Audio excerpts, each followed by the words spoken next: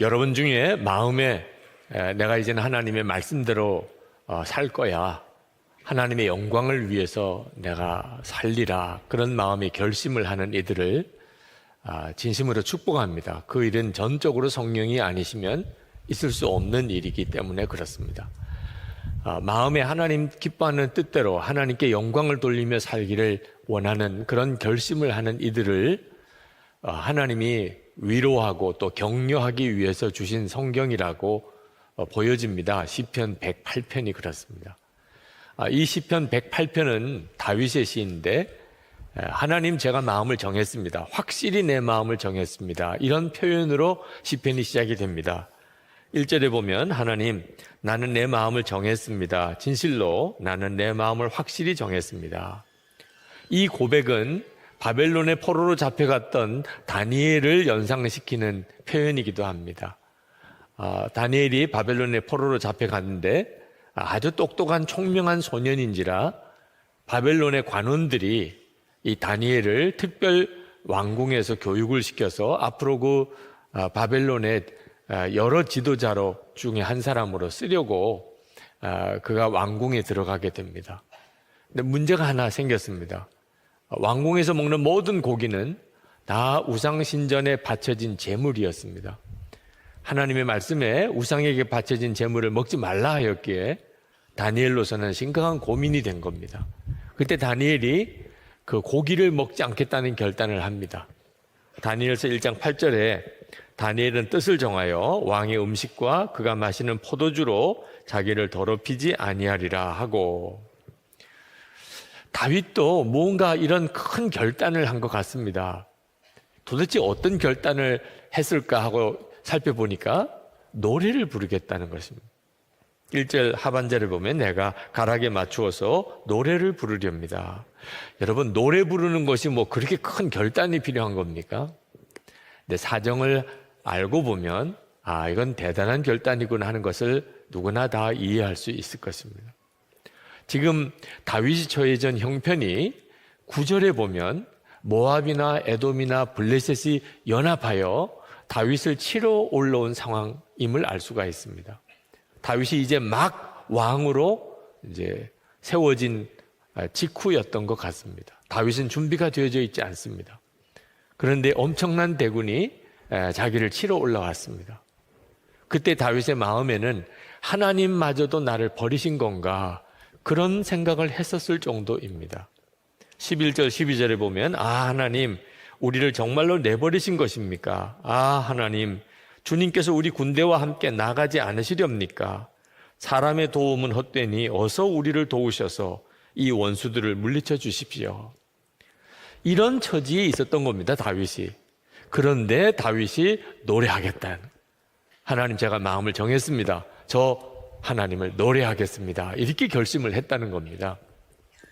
여러분, 타이타닉에 대한 영화를 보셨을지 모르겠습니다. 그 영화 속에 배가 침몰해 가는 마지막 순간까지 그 배의 악단장이었던 월레스와 그의 단원들이 찬송가 내 주를 가까이 하게 하면 그 찬송가를 연주하는 장면을 아마 기억하실 것입니다. 그 일은 생존자들에 의해서 증언되어진 내용입니다. 사실인 거죠. 이제 배가 침몰하고 수많은 사람이 죽게 되고, 그리고 최후의 구명보트에 타려고 많은 사람들이 몰려드는 그때 그 상황, 극심한 두려움에 사로잡혀 있는 바로 그때 월레스와 그의 악단은 자기들 스스로가 구명정을 타려고 달려가지 아니하고 연주를 시작을 합니다.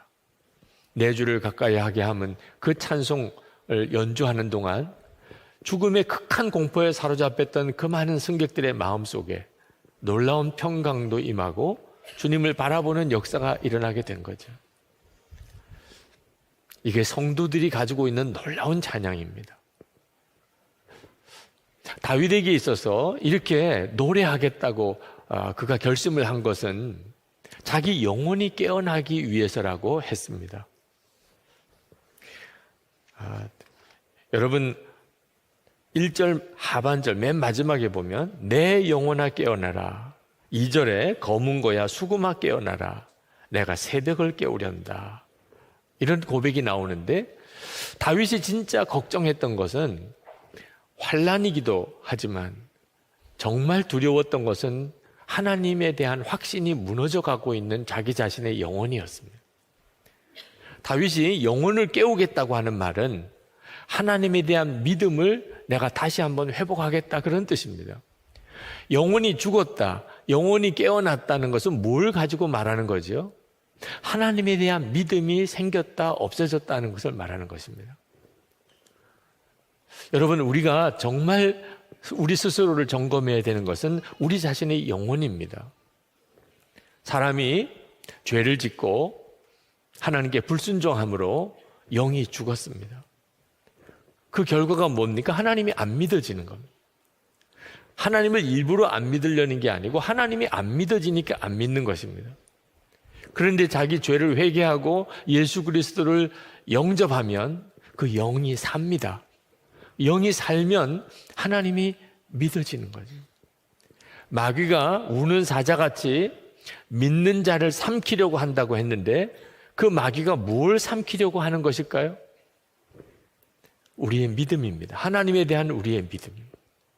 욥기를 보면 마귀가 욥을 시험합니다. 재산 다 뺏어가고 그리고 자녀들 다 죽고 종들 다 죽고 그리고 욥에게는 악창이 생깁니다. 근데 마귀가 원했던 것은 욥의 재산이나 욥의 자녀들이 아니었습니다. 욥에게 하나님을 저주하고 하나님을 떠나라는 것입니다. 하나님에 대한 믿음을 뺏어가겠다는 것입니다. 이것이 영혼이 죽었다는 것입니다. 랜디 알콘이 쓴 행복이라는 책에 보면 어느 신문 독자 기고란에 실린 글을 그가 거기에 인용하고 있습니다. 이런 글이 실렸습니다. 행복이란 집에 조금 늦었다고 부모에게 초죽음을 당하지 않는 것이다. 행복이란 나만의 방이 있는 것이다. 행복이란 나를 믿어주는 부모가 있는 것이다. 행복이란 간절히 바라던 전화가 걸려오는 것이다. 행복이란 나도 다른 사람들처럼 옷을 잘 입는 것이다. 이런 행복이 나에게는 없다. 15세의 불행한 소녀. 며칠 뒤에 그 똑같은 컬럼란에 13세 소녀가 쓴 글이 탑신처럼 올랐습니다. 행복이란 걸을 수 있는 것이다. 행복이란 말할 수 있는 것이다. 행복이란 볼 수 있는 것이다. 행복이란 들을 수 있는 것이다. 불행이란 이 모든 것을 다 할 수 있으면서도 자신이 행복하지 않다는 15세 소녀의 편지를 읽는 것이다. 나는 말할 수 있고 볼 수 있고 들을 수 있지만 걸을 수는 없다. 13세의 행복한 소녀. 여러분, 영혼이 살아있는 사람과 영혼이 죽은 사람은 똑같은 상황에서 전혀 다른 생각을 하게 된다는 거죠. 다윗이 정말 두려워했던 것은 하나님에 대한 확신이 무너지는 거예요. 대적이 몰려오는 것보다 더 심각한 문제였어요. 그래서 다윗이 찬양하겠다는 것입니다. 찬양은 영혼을 깨웁니다. 그리고 새벽을 깨우련다 그랬습니다. 새벽을 깨운다는 말은 어둠이 물러가고 그리고 환한 날이 다가오는 거죠. 바울과 실라가 빌립보에 가서 부활의 주님을 전하다가 감옥에 붙들려 가서 지독하게 매를 맞고 한밤중이 되었을 때 그 바울과 실라는 그 상황에서 하나님을 찬양합니다. 그리고 그 감옥에 지진이 일어나 옥문이 활짝 열리고 간수장이 예수를 믿는 역사가 일어났죠. 찬양은 새벽을 깨웁니다. 어둠이 물러가고 새날이 오는 거죠. 하나님이 믿어진다는 거예요. 이게 찬양하는 것과 영혼이 깨어나는 것과 새벽이 깨어나는 것이 다 같은 뜻입니다. 하나님이 믿어지는 거예요. 하나님이 믿어지면 그러면 더 뜨거운 찬양이 나오는 거죠. 3절, 4절, 5절에 보면 다윗이 그렇게 찬양합니다. 주님, 내가 만민 가운데서 주님께 감사드리며 문나라 가운데서 노래 불러 주님을 찬양하렵니다. 주님의 한결같은 그 사랑 하늘보다 더 높고 주님의 진실하심 구름에까지 닿습니다. 하나님, 주님 하늘보다 더 높이 높임을 받으시고 주님의 영광 온 땅 위에 떨치십시오. 요 가사만 읽어보면 다윗이 가장 편안하고 모든 게 다 갖춰져 있는 때에 살았던 것 같습니다. 실상은 전혀 그렇지가 않습니다. 영혼이 깨어난 사람, 영혼이 산 사람의 신앙 고백인 거예요. 여러분, 공모전이라는 게 있죠. 공모전의 여왕이라고 불리워지는 박신영 씨라는 분이 있습니다. 공모전 23관 왕이라고 하는 정말 믿어지지 않는 기록을 가지고 있는 분입니다.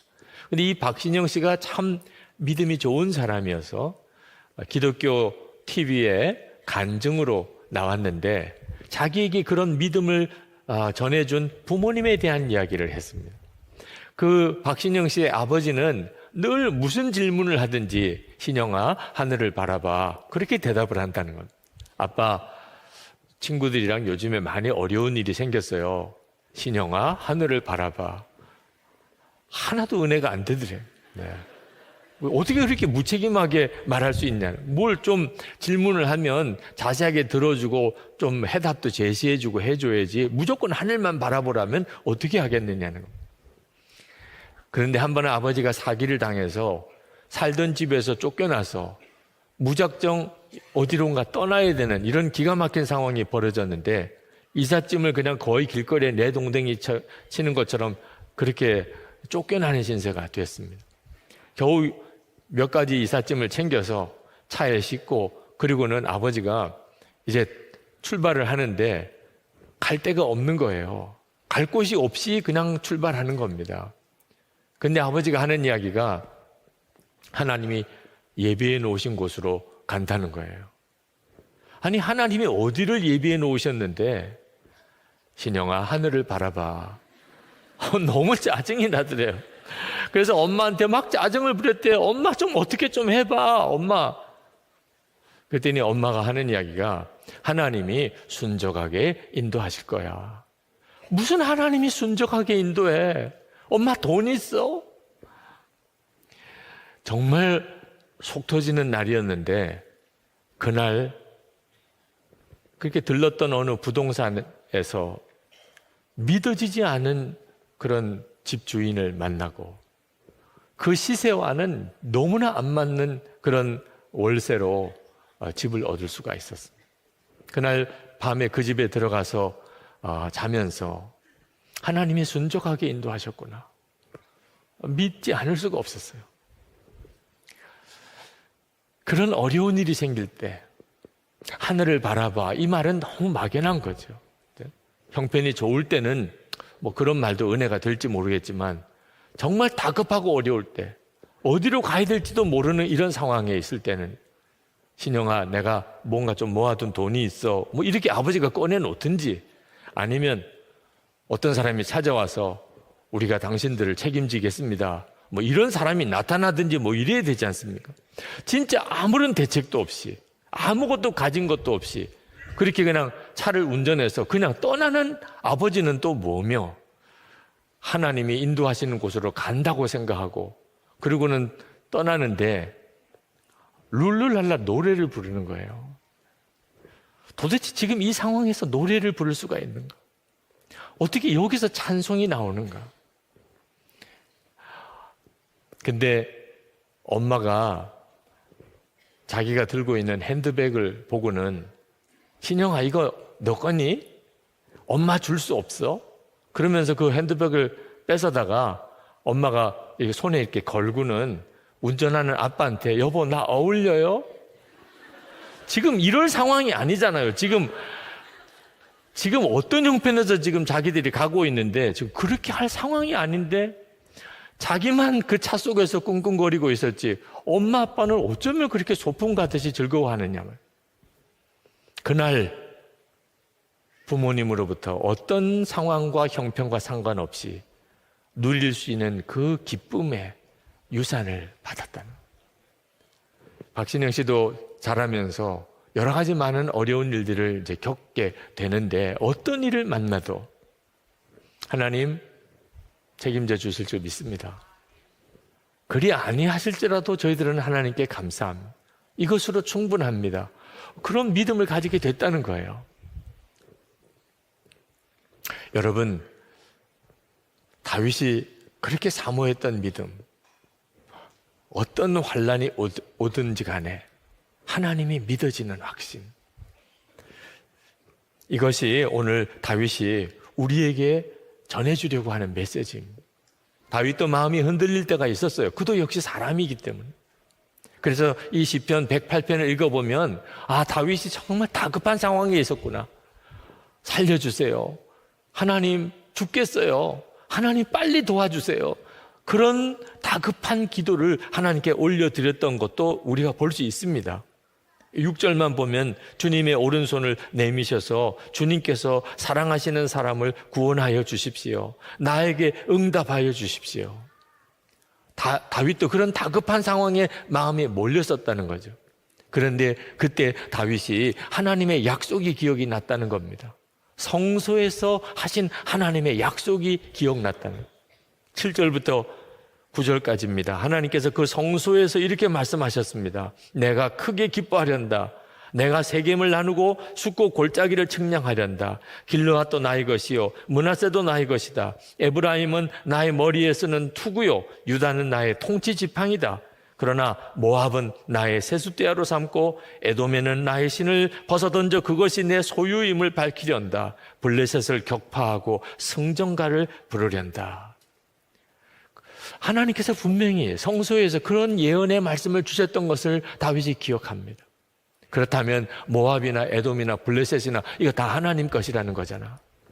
하나님이 이미 응답해 주셨잖아. 그 하나님의 약속을 기억하고 다윗의 가슴이 떨립니다. 내가 울고 불고 살려주세요, 도와주세요, 하나님 응답해 주세요, 이렇게 기도하고 있을 이유가 없구나. 하나님은 이미 응답해 주셨구나. 그래서 다윗이 뜨겁게 결단한 거예요. 하나님, 저 이제 노래하겠습니다. 지금 상황은 대적이 몰려오는 상황이지만 하나님, 저 이제 하나님을 찬양하겠습니다. 13절에 하나님이 우리와 함께 하시면 우리는 승리를 얻을 것이다. 그분이 우리의 원수들을 짓밟을 것이다. 다윗의 속에서부터 놀라운 확신이 일어난, 이것이 영혼이 깨어난 사람이에요. 새벽을 깨우는 거예요. 이미 새벽이 깨어졌죠. 여러분, 우리도 기다리는 기도 응답의 제목들이 있죠. 그러나 여러분 아셔야 합니다. 우리의 어떤 기도든지 이미 응답은 약속되어져 있습니다. 로마서 8장 32절에 자기 아들을 아끼지 아니하시고 우리 모든 사람을 위하여 내주시니가 어찌 그 아들과 함께 모든 것을 우리에게 주시지 아니하겠느냐. 다윗에게 성소에서 하나님이 약속해 주셨다면 우리는 하나님의 말씀을 통해서 분명하게 약속해 주셨어요. 하나님께서 독생자를 우리를 위해서 내어주셨다면 뭘 더 아낄 것이 있겠느냐. 독생자도 주셨는데 우리 기도에 뭘 도대체 하나님이 주저하고 아낄 것이 있겠느냐. 응답 그 자체가 예수님이신데 그 예수님이 이미 내 안에 임하셨는데 이미 응답은 받은 거나 마찬가지죠. 이 사실을 진짜 믿는다면, 그렇다면 살려주세요, 도와주세요, 힘들어요, 죽겠어요, 이렇게 할 게 아니라는 겁니다. 찬양하겠습니다. 주님, 제가 어떤 처지에 있든지 제가 하나님을 찬양하겠습니다. 그게 맞죠. 이스라엘 백성들이 애굽을 떠나서 홍해 앞에 갔습니다. 뒤에는 바로 군대가 밀려 들어오고 있는데 그들은 얼마나 당황스러웠는지, 그리고 모세에게 얼마나 원망을 퍼부었는지 모릅니다. 그때 모세도 순간 마음이 흔들렸던 모양입니다. 그때 하나님께서 모세에게 이렇게 말씀하십니다. 출애굽기 14장 15절에 너는 어찌하여 내게 부르짖느냐? 이스라엘 자손에게 명령하여 앞으로 나가게 하고 지팡이를 들고 손을 바다 위로 내밀어 그것이 갈라지게 하라. 우리는 항상 하나님께 기도해야 하지만 꼭 기억해야 될 것은 믿음의 걸음도 내디뎌야 한다는 것입니다. 우리가 노래하겠다는 것은 믿음의 결론인 것입니다. 요즘 화요일 새벽마다 믿음으로 사는 남자들 모임을 갖습니다. 그런데 그 믿음으로 사는 남자들 모임에서 올해 아주 중요한 결단을 하나 했습니다. 우리의 가정생활 또는 교회생활 또는 일터에서 하나님의 약속인데 아직까지 내게 이루어지지 않고 있는 일, 하나님은 반드시 주실 것이라고 믿는데 내게는 이루어지지 않는 일, 정말 변화가 필요한 일, 그런 것들을 한 가지씩이라도 우리가 붙잡자. 그리고 24시간 주님을 바라보면서 하나님께서 그 일을 어떻게 변화시켜 가는지를 우리가 주목해서 매일 일기로 쓰고, 그리고 그것을 화요일 새벽마다 모여서 한 주간 동안에 일어났던 일들을 서로 나누는 그런 중요한 결단을 했습니다. 아직까지 뭐 놀라운 일이 벌어진 건 아닌 것 같아요. 주보에 광고로 나와야 될 정도로 무슨 역사가 있는 건 아닌 것 같습니다. 그러나 저는 정말 가슴이 떨려요. 그렇게 한다는 것 자체가 얼마나 엄청난 역사를 가져오게 될 것을 알게 되기 때문에. 여러분, 하나님은 우리가 믿음으로 어떤 일을 결단하는 일을 통해서 하나님의 역사를 이루십니다. 어떤 어려움이 우리에게 닥쳐올지 모르지만, 하나님, 저도 오늘 결단합니다. 시편 108편에서 다윗에게 받은 도전, 저도 하나님을 노래하겠습니다. 여러분 안에 이 결단이 있으시기를 축복합니다. 결단은 우리의 가야 될 길을 밝히 보여줍니다. 도무지 찬송할 수 없을 것 같은 상황이 온다 할지라도 찬송하는 것은 결단했기 때문에, 분명히 하나님께 약속했기 때문에, 하나님, 제가 어떤 일이 있어도 하나님을 찬송하겠습니다. 그리고 그렇게 찬송했더니 하나님께서 모든 상황을 뒤바꾸셨습니다. 이것이 성도들이 누리는 놀라운 간증입니다. 아유, 결심만 하면 되나요? 저는 늘 작심삼일이에요. 그렇게 말하는 분도 계실 겁니다. 결단을 자꾸 도전할 때 마음에 제 안에도 걸림이 있습니다. 이렇게 결단만 하면 될까? 스틸 워터라고 하는 한 미국 노인에게 치매에 걸린 아내가 있었습니다. 그 아내를 요양원에 보냈는데 매일 아침에 그 요양원을 찾아가서, 그리고 아내가 좋아하는 아이스크림을 사들고 아내와 한두 시간씩 시간을 보내고 돌아왔습니다. 그러던 어느 날 이 분이 자기 아내에게 청혼을 했습니다. 나하고 결혼해 주십시오. 이 아내가 치매에 걸려서 남편을 못 알아보는 거예요. 웬 낯선 남자가 결혼해 달라고 그러니까 순간 좀 주저하더랍니다. 한참을 생각하더래요. 그러고서 대답하기를, 저에게 계속 아이스크림을 사주면 결혼하겠습니다. 그렇게 대답을 해서 결혼을 하게 됐습니다. 크리스마스에 사랑하는 사람들을 초청해서 결혼식을 했습니다. 그날 이분이 이렇게 인사를 했습니다. 오늘 저희들이 결혼식에 참여해 주신 여러분께 감사를 드립니다. 제가 저희 아내와 이런 번거로운 결혼식을 다시 준비한 것은 단 한 번이라도 제 아내에게 사랑하는 남편 소리를 듣고 싶었기 때문입니다. 내일 다시 제 아내가 저를 기억하지 못한다 해도 저는 오늘만이라도 저의 사랑을 되찾고 싶었습니다. 여러분, 이것이 그대로 하나님의 마음입니다. 우리는 치매에 걸린 아내와 같아요. 하나님의 사랑 알잖아요. 그죠? 하나님의 구원에 대해서 얼마나 감격했나요? 그런데 어느 순간에 내 심령은 메말라져 있는 그냥 종교인에 불과한 그런 우리 자신을 발견할 때가 얼마나 많습니다. 몇 번을 반복하고 반복하잖아요. 우리 주님이 우리에게 또 한 번의 결단을 우리에게 기대하시는 것은 마치 치매에 걸린 아내 입에서 사랑하는 남편이라는 고백을 듣고 싶었던 바로 그 사람의 심정. 주님, 정말 저는 주님을 사랑합니다. 저는 정말 주님만 믿습니다. 예수님 한 분이면 충분합니다. 여러분의 입에서 정말 마음에서부터 나오는 고백으로 하나님이 듣고 싶으신 거예요. 반복되어지는 것 같아도 그 결단이 너무너무 귀합니다. 시편을 읽으면서 깨달은 것이 있습니다. 시편은 읽어보면 그 내용이 다 그 내용 같아요. 설교하기 진짜 어렵습니다. 어떻게 매번 다른 설교를 할 수 있을까? 그런데 거기에 메시지가 있더라고요. 다윗이 이 시편 108편의 고백을 시편 57편에도 똑같이 하고 있습니다. 시편 57편 7절에 하나님, 나는 내 마음을 정했습니다. 나는 내 마음을 확실히 정했습니다. 내가 가락에 맞추어 노래를 부르겠습니다. 다윗이 한 번만 이런 고백을 한 게 아닌 걸 알 수가 있어요. 그것이 다윗을 다윗되게 만든 것입니다. 하나님 앞에 계속 그렇게 고백하고 또 그렇게 결단하고 나갔던 것. 다윗의 시편을 읽어보면 내 마음을 정했다, 나는 결심했다, 이런 표현이 계속 나옵니다. 시편 101편 2절부터 읽어보면 나는 내 집에서 흠이 없는 마음으로 살렵니다.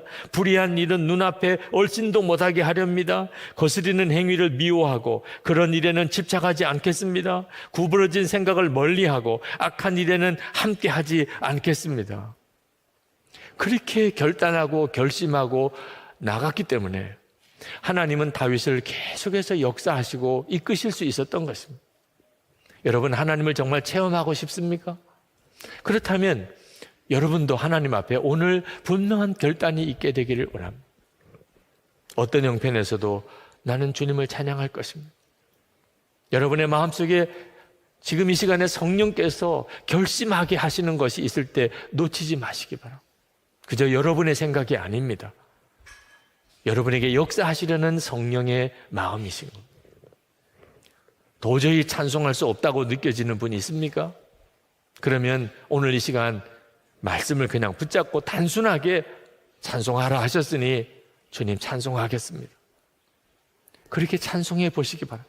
그저 입에서 우물우물 거리지 말고 아주 큰 소리로 찬송해 보시기 바랍니다. 유기성 목사는 왜 그렇게 매번 일어나라고만 하는 거야? 제발 그렇게 생각하지 마시고, 하나님, 제가 오늘 또 한 번 하나님 앞에 내 마음을 행동으로 옮겨 보여드립니다. 제 마음이 얼마나 간절한지, 얼마나 진실한지를 주님께 고백하고 싶습니다. 오늘 여러분들이 그와 같은 결단이 있게 되기를 축복합니다. 이제부터 하나님, 제가 하나님을 정말 믿으니 이미 응답은 받았으니 어떤 어려움 앞에서도 저는 하나님을 노래할 것입니다 하고 결단하실 수 있는 분들은 우리 일어나서 함께 노래를 하고 찬송을 하고 그리고 기도하겠습니다. 시편 125편은 주님을 의지하는 사람이라는 제목으로부터 시작이 됩니다. 하나님을 믿는 사람은 당연히 하나님을 의지하는 사람이죠. 그 말은 이제는 여러 가지 시험이나 유혹이 와도 더 이상 흔들리지 않는다, 더 이상 비틀거리지 않게 되었다, 그런 뜻입니다. 그래서 1절 말씀에 보면 주님을 의지하는 자는 시온산과 같아서 그는 흔들리지 아니하고 영원히 굳게 선다고 말씀하고 있습니다. 그럴 수밖에 없죠. 하나님께서 하나님의 자녀들을 늘 영원히 감싸주시고 계시니까 그렇죠. 2절에 이렇게 말합니다. 산들이 예루살렘을 감싸고 있듯이 주님께서도 당신의 백성을 지금부터 영원토록 감싸주신다. 여러분, 지팡이만 의지해서 서도 자세가 바로 나온다면, 천지를 지으신 하나님을 의지하면 흔들릴 리가 없죠. 그런데 여기에 우리의 고민이 있습니다. 우리는 하나님을 정말 믿고 하나님을 의지하고 그리고 하나님이 나를 영원히 감싸주신다는 것도 믿는데, 우리가 실제로 살아가는 삶 속에서 세상에서 우리 믿음이 흔들리고 우리의 삶이 비틀거리는 것도 또한 현실이기 때문에 여기에 우리의 고민이 있는 겁니다. 우리 지방 목사님들하고 터키, 그리스 성지순례를 갔었을 때입니다. 저희들이 터키에서 그리스로 넘어가기 위해서 지중해 건너가려고 배를 탔는데, 함께 갔던 목사님께서 성지순례 떠나는 그 주일에 설교 본문이 사도 바울이 유라굴로 광풍을 지중해에서 만났던 바로 그 이야기였다는 겁니다. 그러면서 설교를 하시기를, 하나님의 사람들은 어떤 광풍을 만나도 기도와 말씀으로 얼마든지 이길 수 있고 그러므로 두려워하지 말라, 그렇게 말씀을 전하셨대요. 그런데 우리가 그날 저녁에 지중해 광풍을 만난 거 있잖아요. 여기저기서 비명소리가 들리고 한숨 자지도 못하고 얼마나 두려워하며 기도했는지. 아침에 이제 그리스에 도착을 해서 그 목사님이 회개한 거 있잖아요. 내가 너무 모르고 설교했었다. 실제로 배에서 광풍을 만나보니 얼마나 두려운지 교회 돌아가면 교인들 앞에 회개할 거라고 그렇게 이야기를 하시더라고요. 여러분이 정말 하나님을 믿고 하나님을 의지하는 자인지, 그래서 시온산처럼 흔들리지 아니하고 영원히 서 있는 자인지는 광풍을 만나봐야 압니다. 제가 다리가 부러지는 중상을 입고 하나님을 찾기보다는 아버지를 찾았고, 제가 군목 임관을 하고 부대에 들어갔더니 부대가 큰 훈련을 하고 있는데 위문을 가야 되는데 군인교회는 그만한 재정이 없어서 하나님께 도움을 구하기보다는 어떤 교회에서 도와줄까 그 생각만 했고, 실제로 군인교회 건축을 할 때 어느 사람이 혹시 큰 헌금을 해서 도와주려나 그 생각만 했지 하나님을 바라보고 의지하지 않았던 것이 저에게 있어서는 정말 연단의 이유였기도 했습니다. 내가 진짜 하나님을 믿는 목사인가 하는 것을 철저하게 하나님이 저를 다루시고 또 점검하셨습니다. 우리 모두의 문제입니다.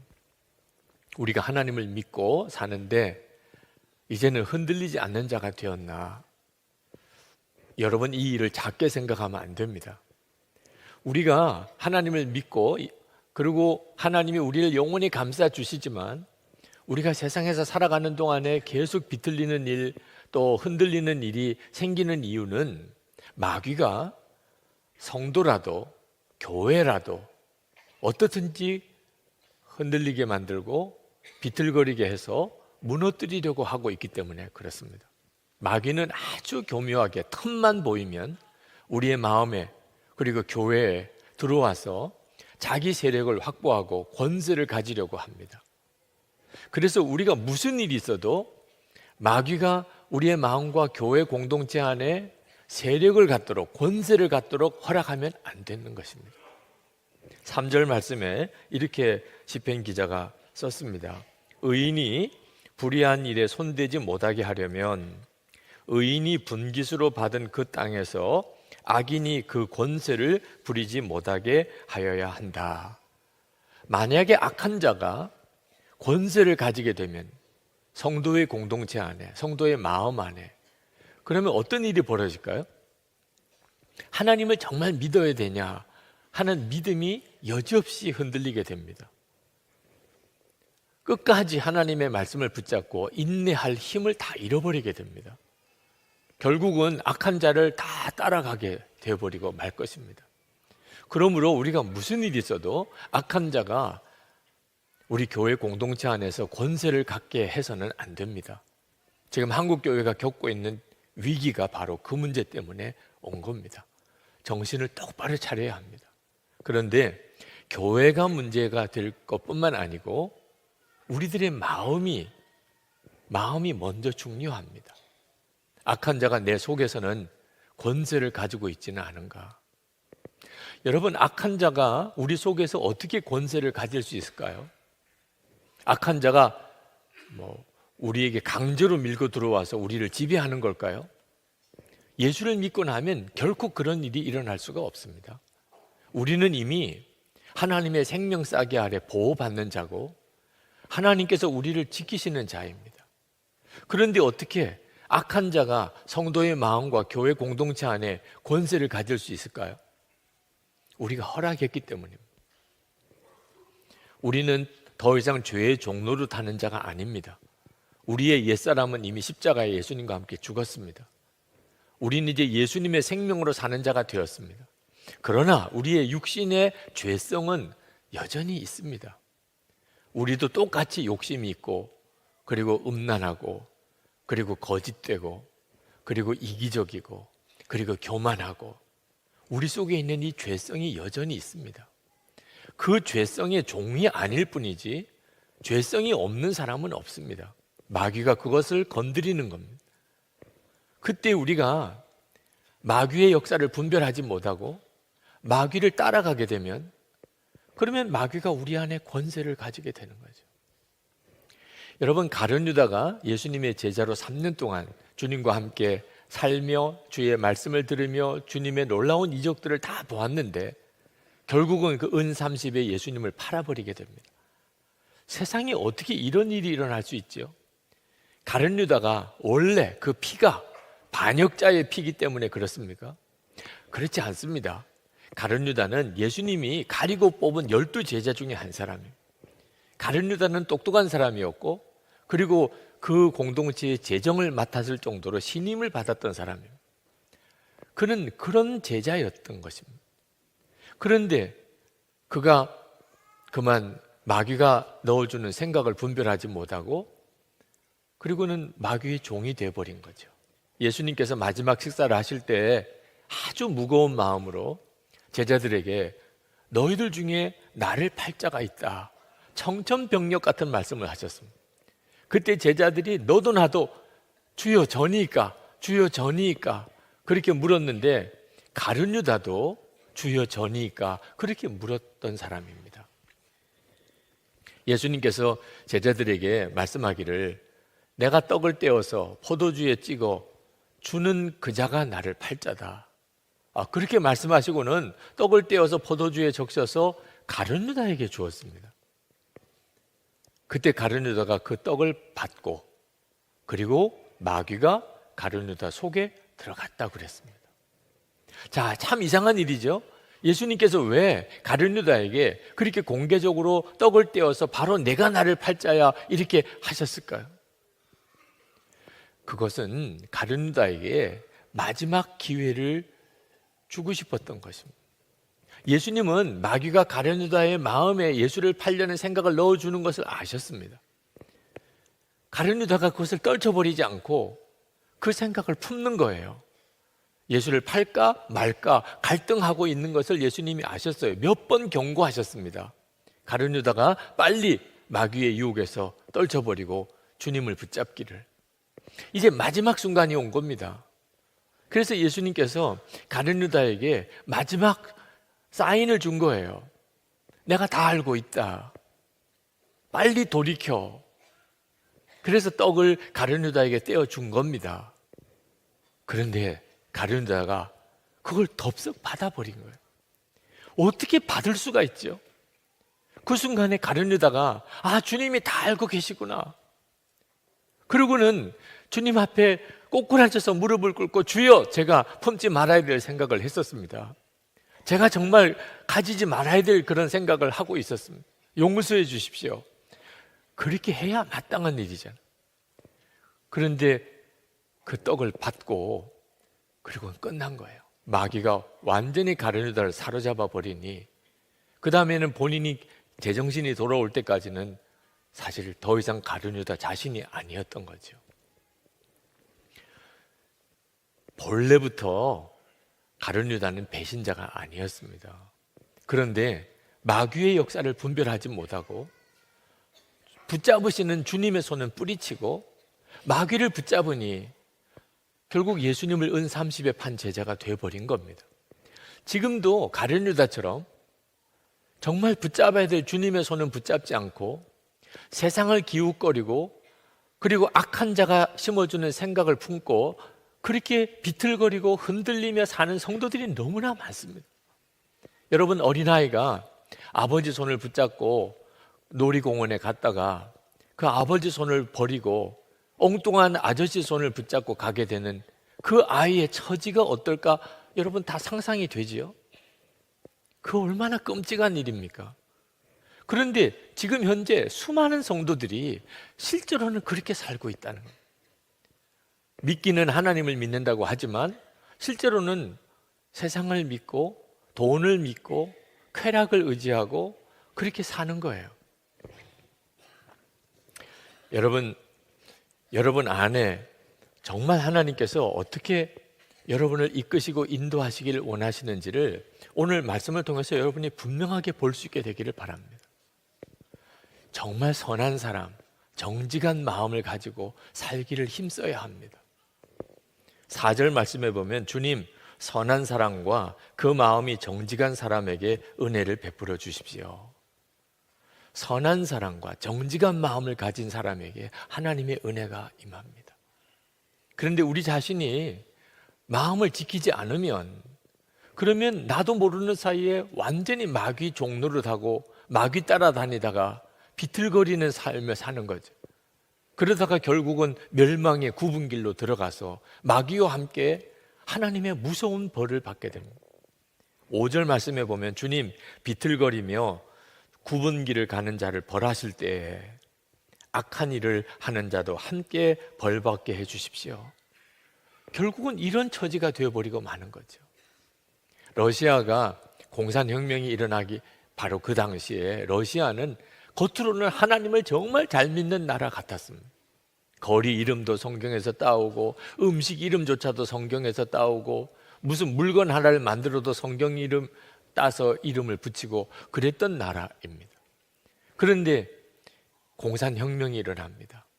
125만 명의 러시아의 황족들과 귀족들과 장군들이 시베리아, 영하 40도 이하의 시베리아 벌판으로 쫓겨가게 됩니다. 근데 그때 그들이 뭘 가져갔는 줄 아십니까? 화차에, 수백 대의 화차에 황금 보석을 싣고 갔습니다. 그들은 시베리아 광야에서 다 죽었어요. 결국 그들이 진짜 믿은 게 뭡니까? 돈이라는 거예요. 돈이면 살 줄 알았고 다시 회복될 줄 알았던 거죠. 겉으로는 하나님을 믿는다고 하면서. 여러분, 이게 남의 일인 줄 아십니까? 우리가 하나님을 믿는다고 하면서도 실제로 우리는 돈 하고 사는 겁니다. 돈이 나를 살리는 줄로, 돈이 나에게 행복을 주는 줄로 여기고, 그것 때문에 서로 그렇게 부부 싸움하고 형제들끼리 싸우고 교인들끼리 그 문제 때문에 계속 죄짓고. 이제는 우리가 정말 정신 차려야 합니다. 내가 도대체 뭘 붙잡고 있는 건지를 분명히 해야 합니다. 여러분, 무슨 일이 있어도 여러분의 마음에 악한 자가 권세를 갖게 하면 안 됩니다. 우리는 악한 자의 종 아닙니다. 죄의 종 아닙니다. 예수를 믿었다면 우리는 이미 죄의 종에서 완전히 벗어난 사람. 그래서 나는 죽고 예수로 사는 겁니다. 더 이상 죄의 종노릇 하던 옛사람 나는 죽었고, 죽었으니 우리가 어떻게 종입니까? 이제는 부활의 주님의 그 생명으로 사는 자가 된 거죠. 그러니 여러분, 유혹이 올 때 육신을 가지고 사니까 유혹이 옵니다. 욕심도 오고 음란의 유혹도 오고 거짓의 유혹도 오고 쾌락의 유혹도 오고 또는 핍박도 오고, 그래서 마음이 흔들리는 일이 일어날 때 여러분이 단호해야 합니다. 사탄아, 나는 너와 상관없어. 나는 너의 종 아니야. 예수님께서 내 왕이셔. 여러분이 분명하게 예수님의 이름으로 그 유혹을 대적하여 물리칠 수 있어야 합니다. 결국은 어디 순종하느냐에 따라서 그의 종이 되는 겁니다.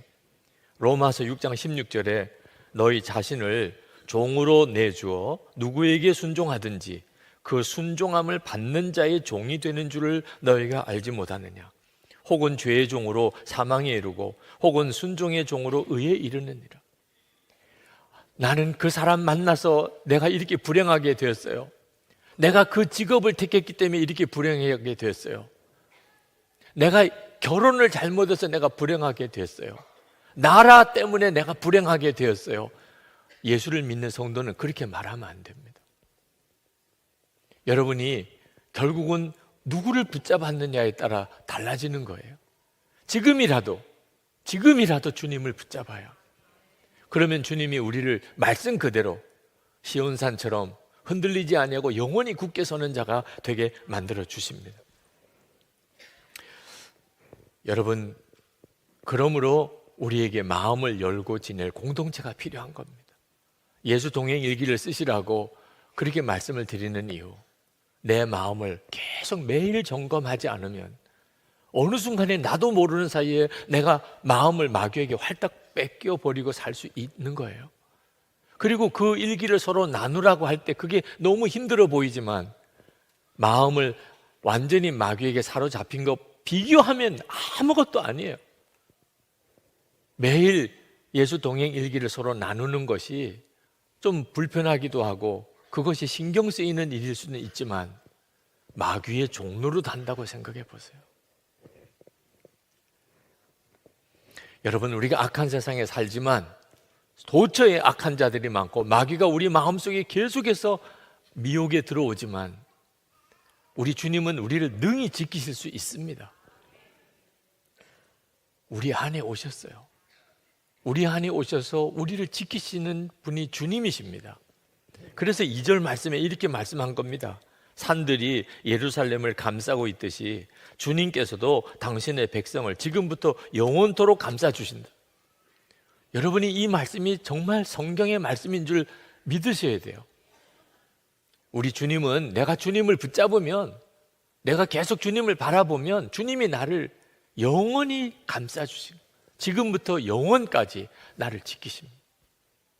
제가 참 존경하는 우리 교회 장로님 중에 한 분이 고 이상춘 장로님이십니다.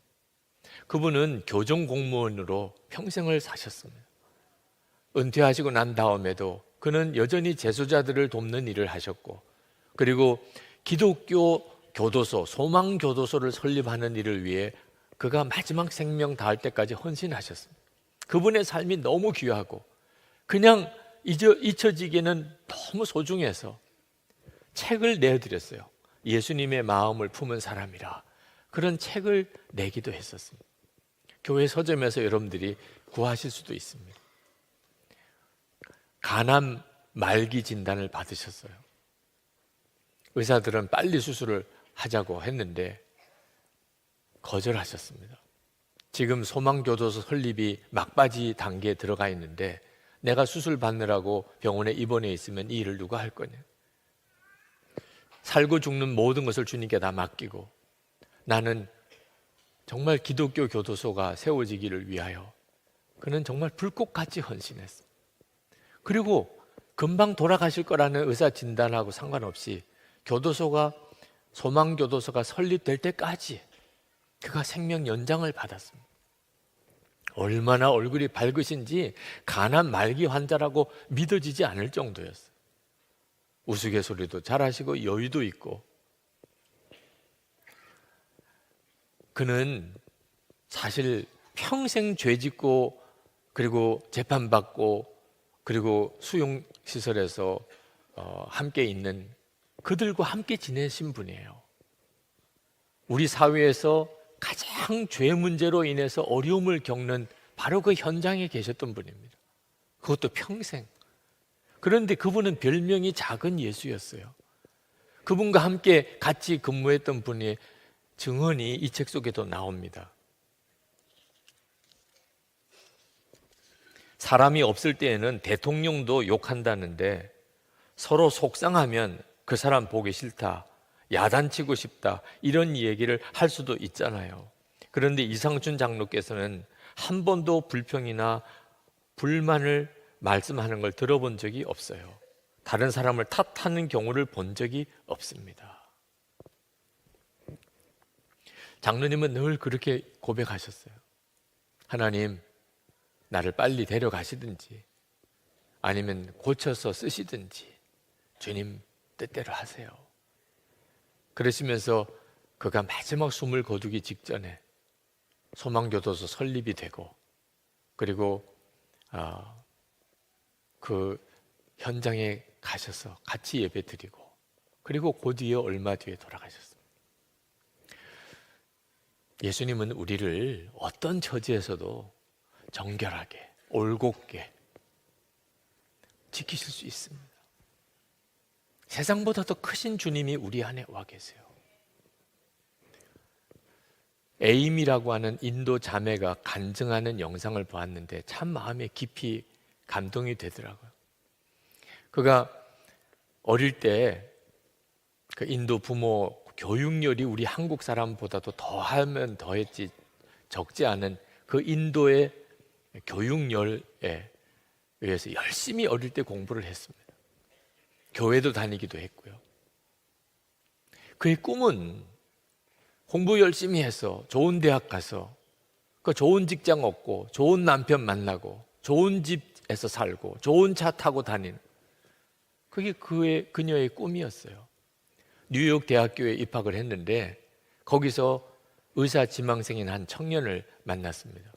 그리고 교제했어요. 7년 동안 교제했어요. 7년 뒤에 그 형제가 우리 헤어지자고 이야기하더래요. 7년 동안 자기의 모든 것을 그 형제에게 다 주었는데 갑자기 버림을 받게 된 겁니다. 너무너무 비참해졌습니다. 자기가 너무 더러운 여자가 됐다는 느낌도 들었어요. 그리고 어떻게 해야 될지 모든 것을 다 준 사람에게서 버림받았으니 그는 살 희망도 없었습니다.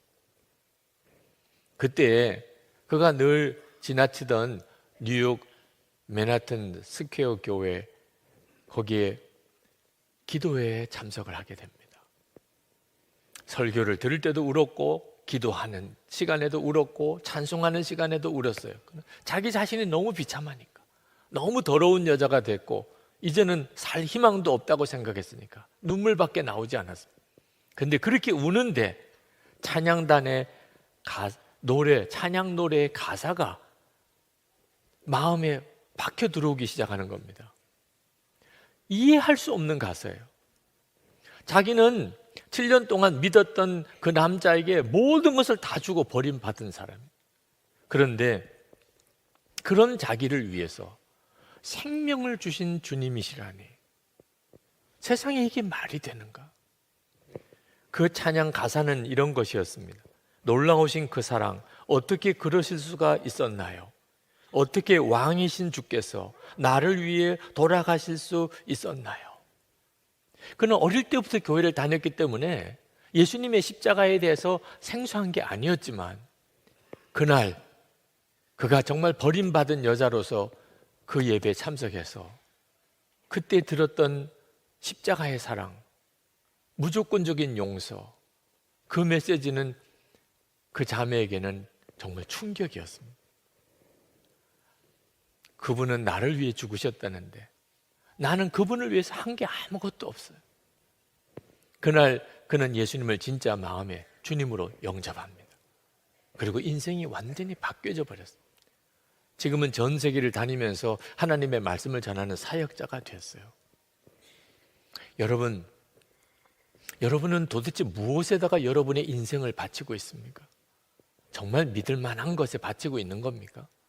시간도 바치고 재정도 바치고 여러분의 관심도 열정도 도대체 뭘 붙잡고 어디다가 바치고 있는 거죠? 그렇게 내가 모든 것을 다 바쳤는데 결국은 나에게 돌아온 것은 배신이고 버림받은 것이다. 얼마나 많은 사람의 인생이 그런 줄 아십니까? 주님이 붙잡으시는 손길은 부담스럽다고 외면하고 주님 뜻대로 사는 것은 너무 힘든 길 같다고 외면하고 그리고 세상만 붙잡고 살다가 그게 바로 비틀거리는 인생인 것입니다. 그리고 굽은 길로 가서 결국은 악한 자와 함께 멸망의 자리로 들어가는 거죠. 오늘 이 시간에 주님은 여러분 중에 내가 지금 비틀거리고 살고 있구나, 하나님을 믿는다고 하면서도 세상 따라 사는, 사람 따라 사는, 내 속에 악한 자가 권세를 가지고 있구나, 그분들을 향하여 주님이 말씀하십니다. 주님을 의지하라는 거예요. 주님만이 여러분을 다시 붙잡아 주실 수 있다는 겁니다.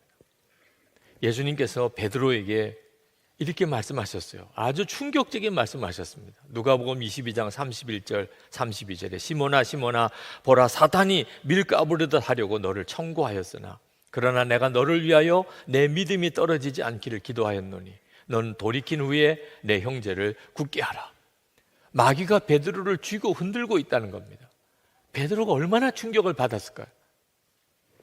완전히 베드로를 파멸시키려고 마귀가 아주 작정을 하고 베드로에게 역사하고 있다는 거예요. 주님이 그걸 다 아셨어요. 그런데 주님이 그 베드로를 위해서 기도해 주셨습니다. 내가 넘어지겠지만 그러나 다시 일어나 내 형제들을 굳게 하는 사명자가 되라. 그렇게 기도해 주신 거예요. 실제로 베드로는 예수님을 3번이나 부인하고 저주까지 하는 처지에까지 빠지고 그리고 완전히 낙심해서 그리고는 주님을 떠났죠. 그런데 주님이 그 베드로를 다시 세우셨습니다. 비틀거리는 정도가 아니고 완전히 무너져 쓰러진 베드로를 주님은 다시 세우셨어요. 그리고 초대교회의 위대한 사도를 쓰셨잖아요. 여러분 중에 나는 하나님의 계획에 이제는 없을 거야, 나를 아신다면 나를 쓰실 리도 없을 거야, 받아주시지도 않을 거야, 그런 사람이 있다면 오늘 주님께서 여러분을 향하여 초청하시는 것을 여러분이 믿음으로 받으시기 바랍니다. 여러분 중에 한 사람도 하나님은 관심 밖에 두신 사람이 없습니다. 그 분명한 증거로 주신 게 오늘 성찬입니다.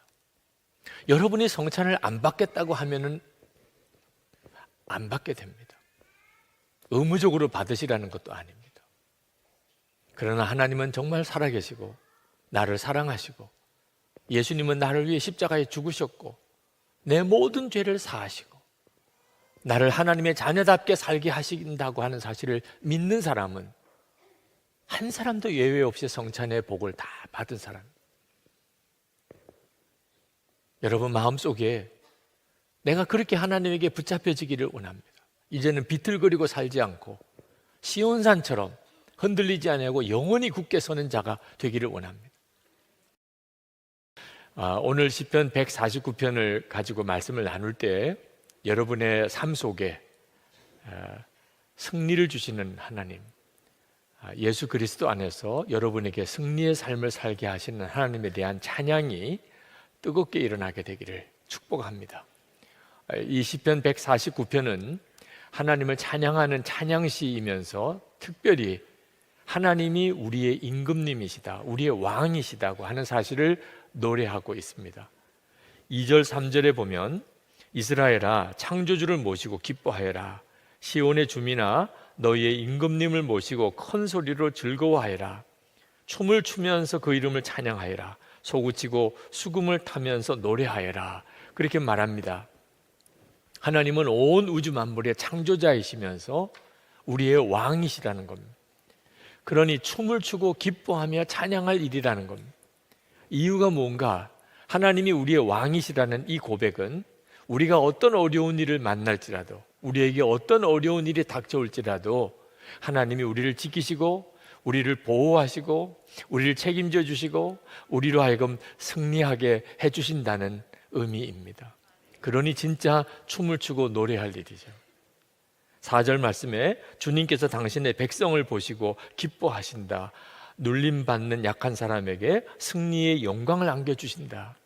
우리가 하나님의 백성이라면 하나님은 우리의 왕이신 거죠. 하나님은 우리가 아무리 약하고 눌림받는 가운데 있어도 하나님이 우리의 왕이시라 우리에게 승리의 영광을 안겨주신다는 겁니다. 여러분, 우리가 예수님을 믿게 되면 그때부터 영적인 공격을 당하게 됩니다. 이 세상에는 분명히 죄의 역사가 강하고 마귀가 그 배후에 역사합니다. 아담과 하와가 에덴 동산에서 마귀의 미혹을 받아서 선악과를 따먹고 그리고 에덴 동산의 축복을 잃어버린 이후로 마귀는 아주 집요하게 모든 사람들, 특히 성도들조차 아주 교묘하고 끈질기게 죄짓게 만들고 그리고 무너지게 만들고 하나님의 은혜와 복을 잃어버리고 고통과 근심과 두려움 속에 살게 만듭니다. 그것을 성경은 우는 사자같이 우리 주위를 돌아다닌다고 그렇게 말씀하고 있습니다. 그런데 우리는 너무 약합니다. 마귀와 싸우기에는 너무 나약합니다. 그러나 여러분 두려워하지 마시기 바랍니다. 하나님은 우리의 왕이십니다. 그래서 우리를 능히 지키시고 보호하십니다. 그래서 우리가 잠을 잘 때도 아주 편안하게 기쁨으로 노래하면서 잠을 자게 만들어 주십니다. 5절 말씀에 성도들아 이 영광을 크게 기뻐하여라, 잠자리에 들어서도 기뻐하며 노래하여라. 사도 바울은 이 승리는 예수 그리스도 안에서 하나님이 주시는 것이라고 그랬습니다. 우리가 죄와 싸우고 세상과 싸우고 그리고 육신과 싸우고 마귀와 싸워서 이기는 것이 아니고 승리는 예수님 안에서 하나님이 주시는 것이라는. 고린도전서 15장 57절에 우리 주 예수 그리스도로 말미암아 우리에게 이김을 주시는 하나님께 감사하노니, 용서만 주신 게 아닙니다. 분명히 주님은 우리에게 이김을 주셨다고 그랬습니다. 그래서 예수를 믿는 성도에게는 이기는 자의 분위기가 있습니다. 이기는 자에게는 독특한 분위기가 있습니다. 기쁨이 있고 감사가 있고 용서가 있고 사랑이 있고, 그 모든 것이 다 함께 찬양으로 올려집니다. 그래서 성도를 보면, 진짜 참 성도를 보면 그 사람이 정말 하나님을 왕으로 섬기고 있는 자인지를 금방 알 수가 있습니다. 아, 이 사람이 이기는 사람이구나 하는 그런 분명한 느낌이 있는 것입니다. 하나님이 왕이심을 믿는 성도들의 입에는 항상 하나님께 드릴 찬양으로 가득합니다. 6절 앞부분에 성도들의 입에는 하나님께 드릴 찬양이 가득하고 그랬습니다. 그래서 우리는 혼자 있을 때도 찬송하고 함께 모여서도 찬송하는 겁니다. 오늘도 하나님께 드리는 예배의 거의 대부분은 찬송인 것입니다. 우리가 그렇게 찬송할 때 우리에게 세상을 이기는 승리가 있습니다. 6절 하반절부터 9절까지 이렇게 말씀합니다. 그 손에는 두 날을 가진 칼이 들려 있어 문 나라에게 복수하고 문 민족을 철저히 심판한다. 그들의 왕들을 족쇄로 채우고 고관들을 쇠사슬로 묶어서 기록된 판결문대로 처형할 것이니 이 영광은 모든 성도들의 것이다. 할렐루야. 이것이 세상에서 영적 싸움을 싸우고 있는 성도들의 고백입니다. 하나님이 성도들에게 주신 은혜입니다. 우리가 하나님께 찬양하는 것은 하나님이 우리의 왕이라고 하는 고백입니다. 성도들의 특징인 거죠. 시편 23편에 보면 다윗이 내가 사망의 음침한 골짜기를 다닐지라도 해 받을 것을 두려워하지 않는다고 노래했습니다. 하나님이 자신의 왕인 것을 분명히 믿었기 때문에. 역대하 20장에 보면 여호사밧 왕이 모압과 암몬 연합 대군이 그 이스라엘을 치러 들어왔을 때 처음에는 다 죽는 줄 알고 낙심했다가 하나님의 선지자가 전쟁은 하나님의 것이라고 그렇게 선포하는 말씀을 붙잡고 담대함을 얻었습니다. 하나님이 왕이시구나. 그래서 그 다음 그 대군과 대항해서 전쟁터로 나갈 때 이스라엘 군사들 맨 앞에 성가대를 세웠습니다. 전쟁터로 나가면서 맨 앞에 성가대를 세우고 찬양을 하면서 그 전쟁터로 나갔습니다. 활 한 번 쏘거나 칼 한 번 휘둘러 보지 않고 모압 암몬 대군이 스스로 자기들끼리 죽고 죽이면서 다 죽어버렸습니다. 느헤미야는 하나님을 여호와를 기뻐하는 것이 너희의 힘이라. 이것이 바로 성도들의 삶의 특징입니다. 여러분, 마음이 힘들고 삶에 어려움이 오고 때때로 악한 영적인 공격을 여러분 당해서 힘들어질 때 영분별을 잘해야 합니다. 안개가 자욱하게 깔렸을 때 사방 1km에 있는 안개를 다 모아보면 물 한 컵 정도밖에 안 된다는 겁니다. 그러니까 물 한 컵 정도의 물이 안개로 사방 1km를 가득 채우는 거죠. 실제로는 아무것도 아닌데 우리의 눈에는 그게 엄청난 것처럼 보인다는 거죠. 실제로 우리가 세상에 사는 동안에 우리가 맞부딪히는 여러 가지 고난들, 어려움들, 마귀의 시험들, 공격들, 우리의 간담을 서늘하게 만드는, 두렵게 만드는 것들이 영적으로는 실제로는 아무것도 아니라는 것입니다. 우리에게는 예수 그리스도께서 왕이십니다. 그러므로 여러분 힘들고 어려울 때 예수 그리스도를 주목하셔야 합니다.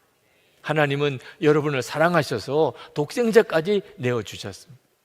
예수님은 여러분을 죄와 저주에서 구원하시려고 십자가에 친히 달려 피 흘려 죽으시면서 우리를 구원하셨습니다.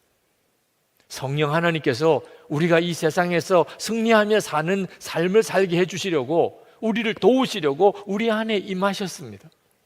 그러니 하나님께서 우리를 그냥 내버려 두실 리가 없습니다. 이것이 진짜 믿어져야 하는 것입니다. 사실 안 믿을 수도 없을 만큼 너무나 분명한데도 우리가 예수님이 나의 왕이시라는 고백이 분명하지 않는 바람에 우리가 세상의 죄의 종노릇하고 그리고 고난 앞에서 스스로 두려워하고 무너져 버리는 것입니다. 제가 예비군 훈련을 받을 때 거기서 아주 신실한 형제 하나를 만났습니다. 그는 모태신앙인이고 성령 체험도 했던 사람이지만 그는 한동안 자기가 예수 믿는 사람이라는 것을 다른 사람에게 전혀 드러내지 않고 살았다고 했습니다. 이유는 은밀한 죄에 사로잡혀 있었기 때문입니다. 그는 혼자 있을 때나 또는 출장을 갔을 때나 항상 어떤 유흥가를 배회했었다는 겁니다. 하나님이 지켜보고 계실 거다, 그런 마음에 두려움이 마음속에 있긴 했지만 언제나 죄 짓는데 발걸음이 빨랐습니다.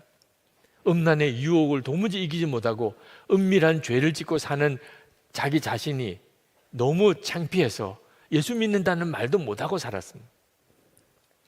어느 날 그가 음란한 죄를 짓고 너무 마음이 비참해지더랍니다. 내가 이렇게 살면 안 되는데, 그런 생각이 드는데 너무 마음이 고통스러워서 하나님께 눈물의 기도가 나오더랍니다. 하나님, 저를 용서해 주세요. 제발 저를 좀 붙잡아 주세요. 자기가 생각하기에도 너무 가증하더래. 조금 전까지 그런 더러운 짓을 하고 지금 하나님 앞에 이렇게 기도하는 게 맞을까? 그러면서도 다른 방법이 없는 거예요. 자기 자신을 어떻게 추스려야 될지, 어떻게 이런 죄를 이겨야 될지 도무지 알 수가 없는 거예요. 그렇게 하나님 앞에 탄식의 기도를 정말 간절히 드린 이후에 정말 놀라운 일이 일어나기 시작하더라는 겁니다. 하나님께서 자기가 도무지 극복하지 못하는 이런 은밀한 죄를 이길 수 있게 역사하기 시작하는 것을 경험하기 시작한 겁니다. 한 번은 그렇게 옛날에 다니던 그 술집을 찾아갔는데 문이 닫힌 거예요. 그때 마음에 하나님의 막으시나? 자기는 분명히 그냥 그 술집까지 간 거예요. 그런데 하나님이 막아주시는구나, 그런 생각이 들더래요. 한 번은 음란한 죄를 지으려고 가누고 있는데 목사님을 만난 거예요.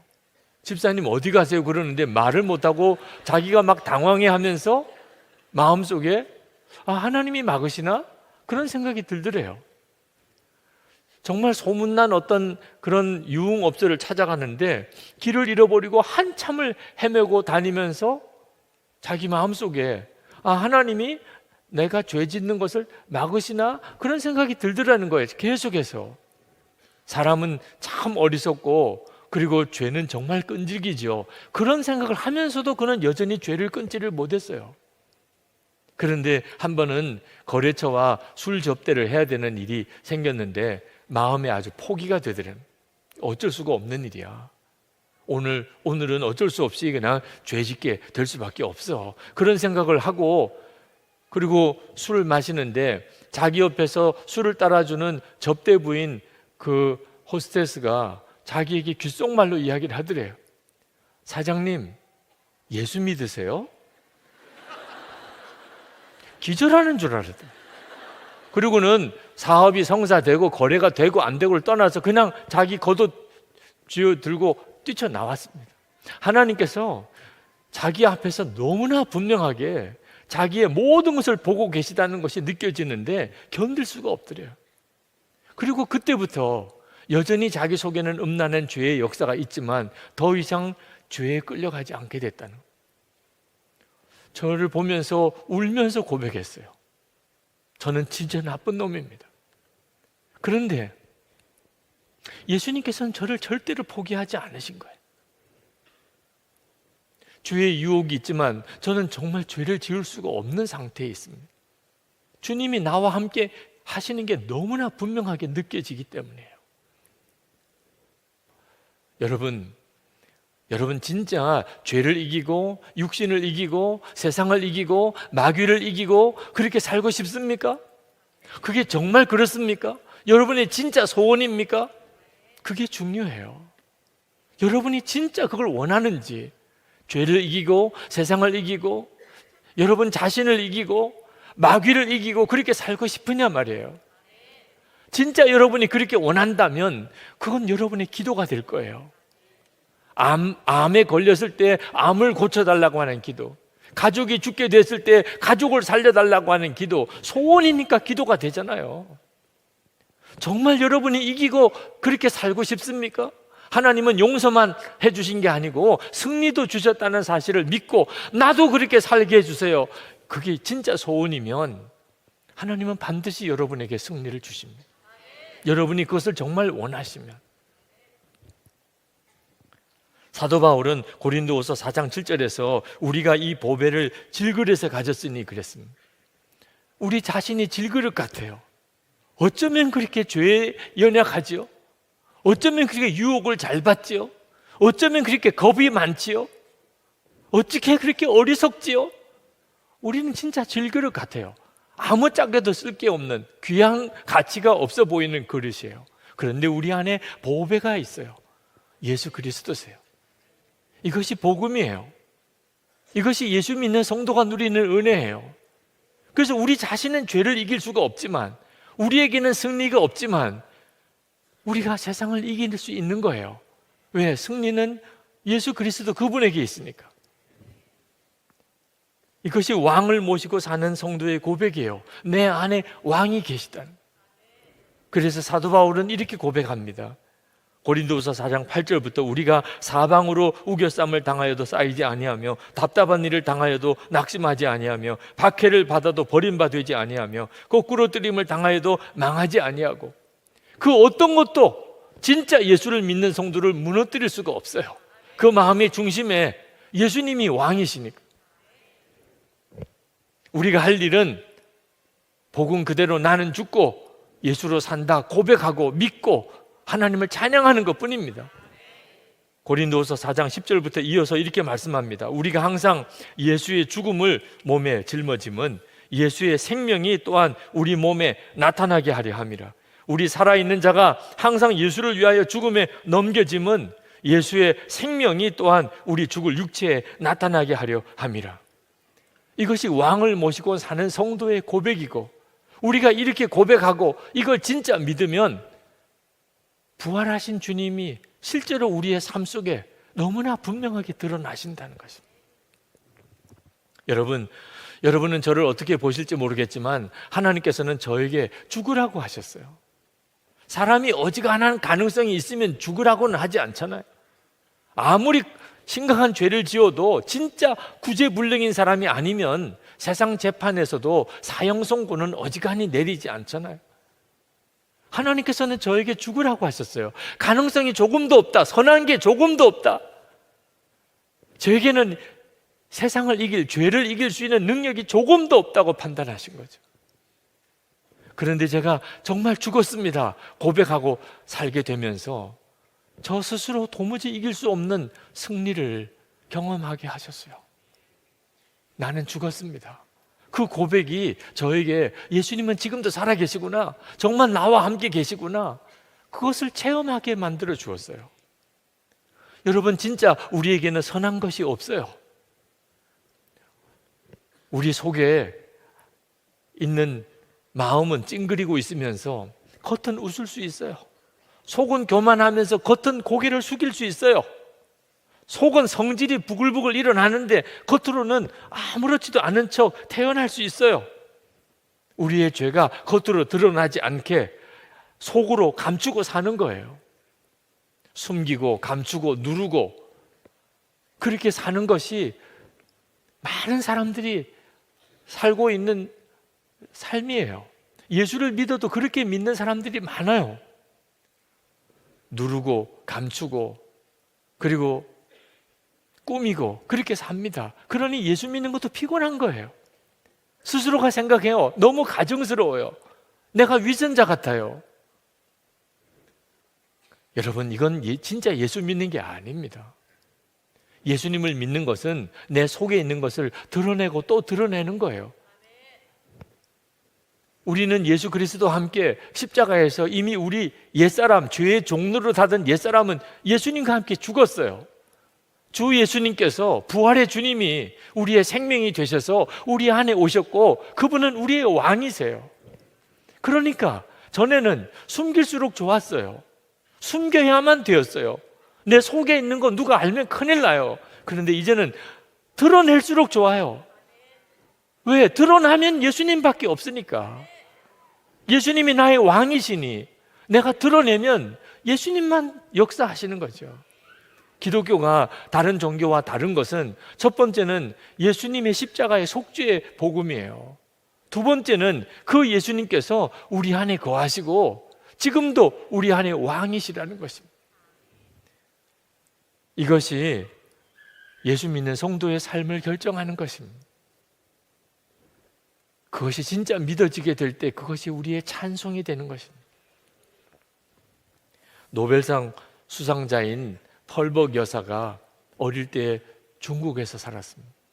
그 부모님이 선교사님이에요.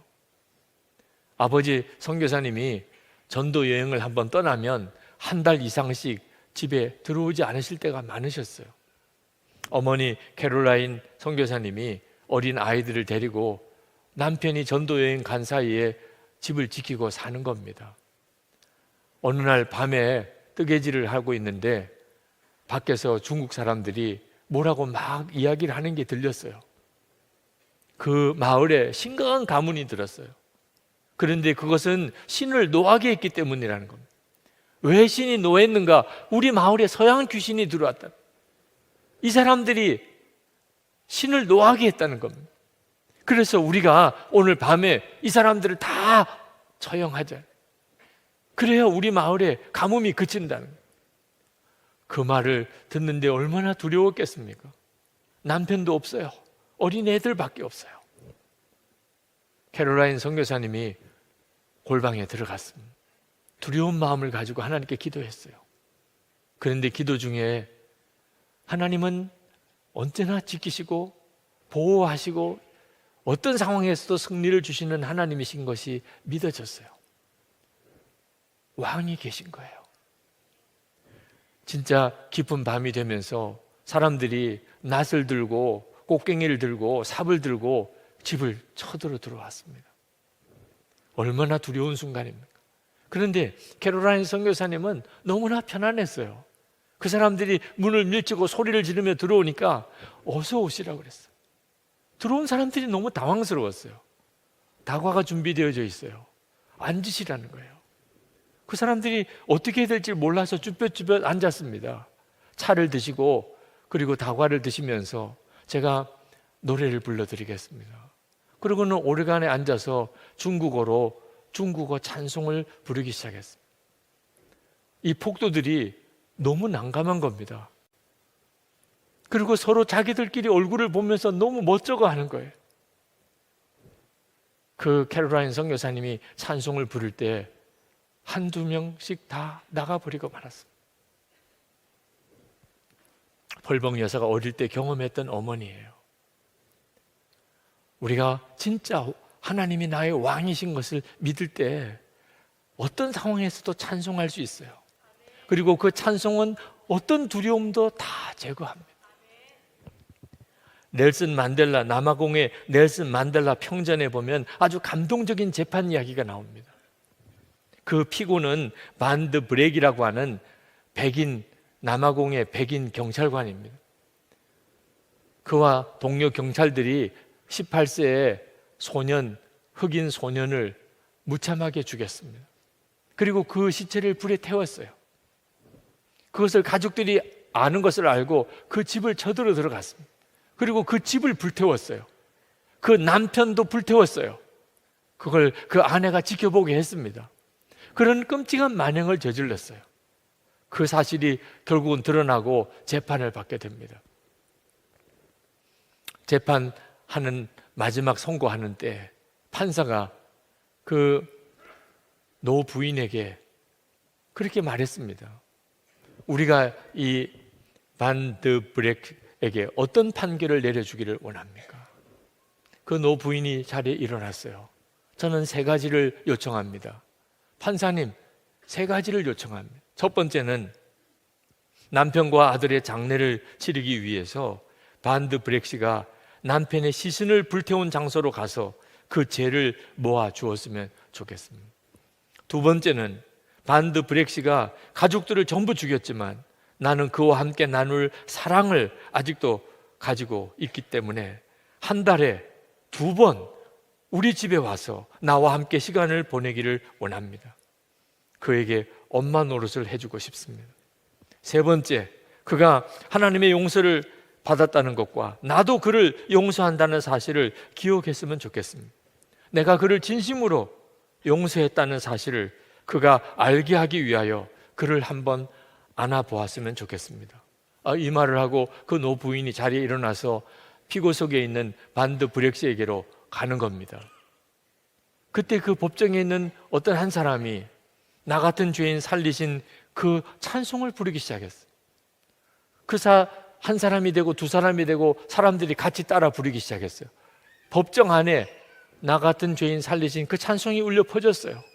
그리고 그 노부인이 반드 브렉시에게 다가가는데 반드 브렉시가 기절하고 말았어요.